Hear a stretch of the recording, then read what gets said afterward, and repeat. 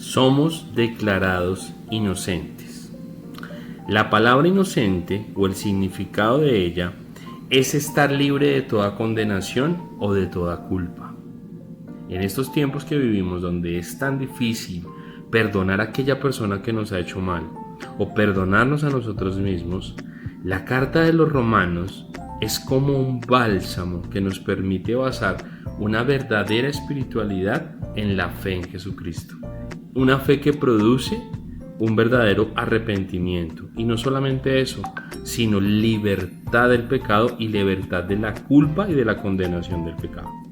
Quiero por ahora leerles un artículo donde habla de la diferencia de ser declarado inocente para un juez o no culpable. Esos dos estados se pueden presentar. Dice así: un juez puede declarar a un acusado como no culpable, lo que no quiere decir que sea inocente. Son muchos los ciudadanos que confunden estos términos y se puede llevar a un equívoco. Entonces, ¿cuál es la diferencia entre los dos? La diferencia es que haber sido declarado inocente o no culpable es que en la primera de ellas el jurado ha podido comprobar la total inocencia del acusado y por ello queda libre de todo cargo. Sin embargo, una persona que es declarada no culpable, cuando aún después se dictamina la sentencia, pueden quedar evidencias que le apunten a de ser más adelante declarado culpable por el delito, si se encuentran evidencias suficientes que lo demuestren. ¿Qué encontramos allí? Una diferencia fundamental. Y usted me va a decir: ¿y John para qué me dice esto? Por una sencilla razón. El tener fe en Cristo, lo dice la carta de los Romanos, nos exonera de toda culpa ante Dios. Ya somos declarados inocentes de una vez y para siempre. No es que más adelante Dios va a decir, pero yo, no, es que mire, que estuvimos revisando los archivos de su vida y encontramos que usted sí por allá tiene una fallita, un pecado, y qué pena, pero no puede ser salvo. No, no es así. No es así. El creer en Cristo, de ahí lo maravilloso de la salvación, es que el regalo que se nos entrega es la salvación para siempre, la libertad de la condenación y del pecado y de los estragos que ello genera.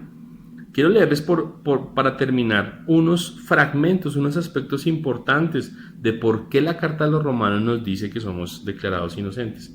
La primera, en Romanos 5:9 dice que nos libra del castigo final. La segunda es que en Romanos 5:16 dice que es un regalo inmerecido, esta salvación de la que les estoy hablando, que nos libera del pecado y de la condenación. Romanos 5:18 y 21 dice que nos da la vida eterna. Y por último, Romanos 5:19 dice que es por obediencia, pero no su obediencia ni la mía, la obediencia de Jesús, la obediencia de Cristo hasta la muerte y muerte de cruz. Entonces, el centro de la salvación, el centro, aquel abogado que intercedió hoy por ti y por mí, volviendo a la metáfora del tribunal de los jueces, es Cristo. Cristo pagó por ti y por mí la libertad del pecado y la libertad de la condenación eterna.